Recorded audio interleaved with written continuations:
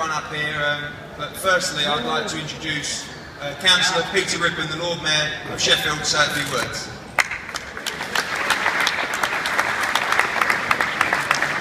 Good afternoon, everybody. It's not me you want to see and listen to, I can see that. I'm just going to introduce Sheffield's own Kell Brook, who's done us all proud. Everybody, give him a big Sheffield welcome. Kell Brook.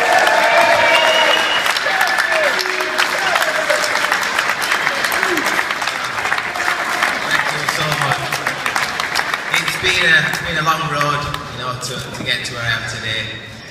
You know, I've been in that gym since I was 9-year-old.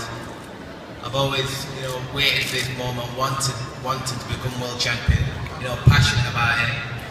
And you know, the weekend, you know, I reached the, you know, the highest you can reach, winning the world title in America. My feet hadn't, you know, touched ground yet. I'm still buzzing, obviously. You know what I mean? Bringing in the world title back to Yorkshire and Sheffield.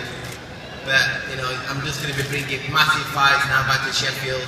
You're going to be seeing him with some big names, and you know, it's all about the fans for me, exciting year. So I just want to thank you all. You know, we've finally done it. I just want to thank you all. Thank you.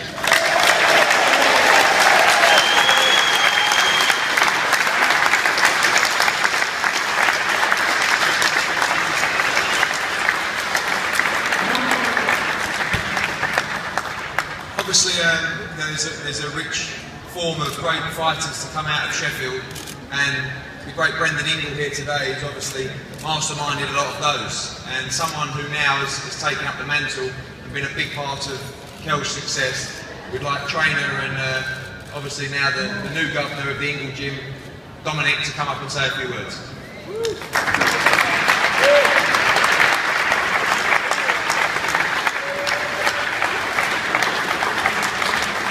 Thanks a lot. I actually thought today I was going to get away without saying anything, you know, let anything we're talking. He's very good at that. But now I've got my chance. I'd just like to say thank you to all the Sheffield people. You know, Kell Brook has been a long project. And, you know, we all knew what he'd got. And it was just going to be a case of when he turned up and did what he did best. And on Saturday night, he did what not very many people do.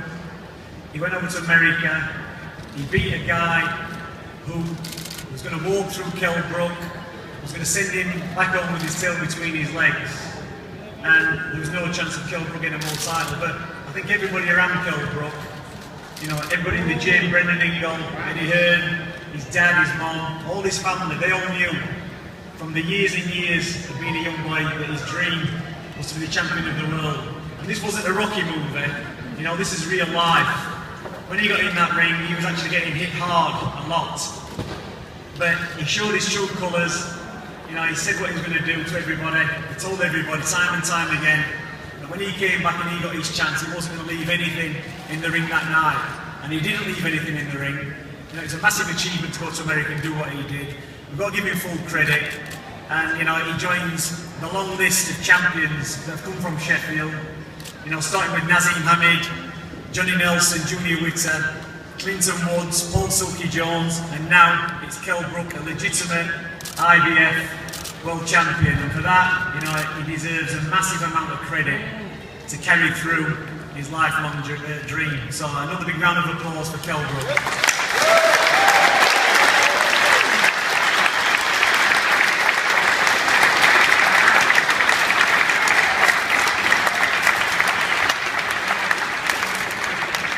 Obviously, when anyone you know achieves something like this, it makes you very proud. But for one man who's continually pushed Kell over the years and made sure that he delivers, you know, what he's capable of, it must be a very, very proud achievement.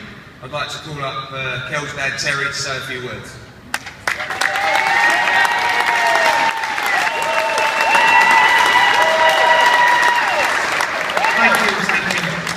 I'd just like to reiterate, you know, what Dominic said earlier.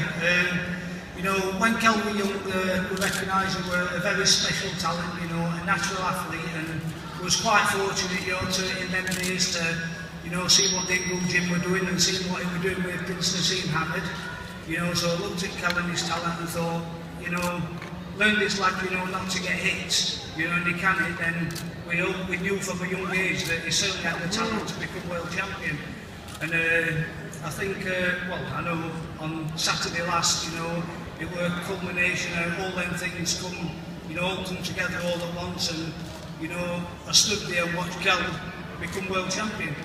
You know, after many, many other achievements. I don't know if everybody knows in Sheffield, he was twice Boys Club champion, twice ABA champion. He had the gold medal in the Four Nations, you know. Very, very proud moments that we watch him become British champion, you know, watch him basically deal with anything, you know, that they put in front of him. And like I said, the culmination of the proudest moment, I always knew it's, like I said, it's been 19 years in the making and a long, long wait, and sometimes I wondered if we ever got there, you know, but and the new world champion, I'm just glad he brought it back, you know, to the Sheffield people. I hope you'll continue to support him, and let's fill some arenas out in Sheffield and get behind, lad. Thank you.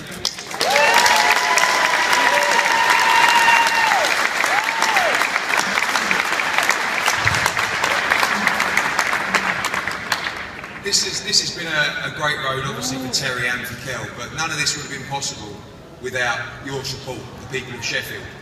When we first signed Kell Brook, he hadn't been boxing in Sheffield for a long time, and I remember just literally 50 yards from his front door, we went to the Hillsborough Leisure Centre to fight Lovemore and Do, and we sold out in about 2 weeks. And I know the venue only holds 1,400, but for those of you that were there that night, the atmosphere was something very, very special, and it was the start of a great journey.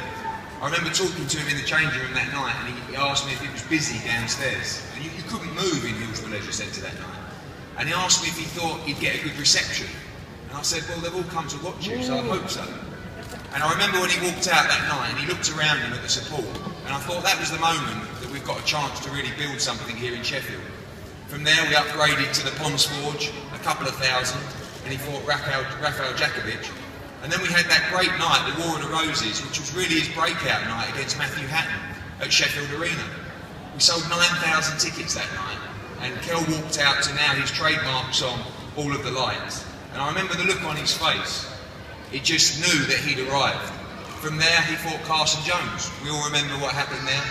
He took his eye off the ball. After the Matthew Hatton fight, I think he thought, you know, I've made it, I've cracked it. But he hadn't. And the Carson Jones fight taught him just how tough the game is. He got his head down. He prepared for Hector Saldivia in the final eliminator. He won that with a brutal knockout. And then the big fight came against Devon Alexander. And from there, 3 heartbreaking withdrawals, 2 from Kell through injury and 1 through Devon Alexander. And I wasn't sure whether we'd see Kell back in the ring after that, because it really took the wind out of him. And for that moment he prepared for all his life, to lose the opportunity was something really heartbreaking. So to come back with another victory over Carson Jones, and then the great night against Senchenko at Sheffield Arena, he found a way and he battled his way back into contention for that mandatory position, obviously culminating in August the 16th against Sean Porter. Now for the boxing fans here, and even those who aren't boxing fans, to go over against a guy who is regarded as one of the top welterweights in the world in his backyard and win the victory like he did was something very, very special. You have to be a special kind of fighter to go out and achieve that. Kell's now 33-0. There's 3 world champions in the welterweight division: Manny Pacquiao, Floyd Mayweather and Kell Brook. Now, there are many world champions in the sport, but we, you, Sheffield, have got a real opportunity to do something very, very special and get behind a legitimate world champion in his hometown. December the 6th is the provisional date at Sheffield Arena, and so many big nights, so many big fights are waiting for Kell Brook. But Kell Brook is not the kind of person that's going to win a world title and give it away, because the talent that he's got, winning a world title is not enough. He's got to go out, he's got to unify the division, and he's got to become a great in British boxing and in British sport. Amir Khan, Floyd Mayweather, Manny Pacquiao, these are all genuine fights that are very, very achievable for Kell Brook now. But most of all, like we've had from the very, very start, we need your support. And I want to thank everybody for the support, because some of you were out in Carson, some of you obviously weren't. But all the support that Kell Brook received in the lead up to that fight, on fight week and on the night, made him turn into a world champion.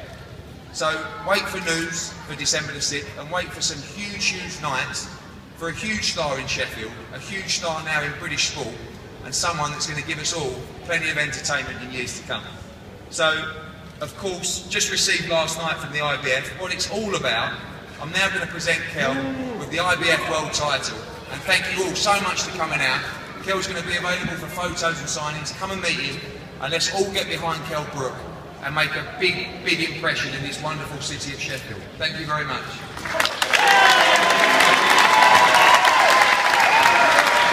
Hey guys.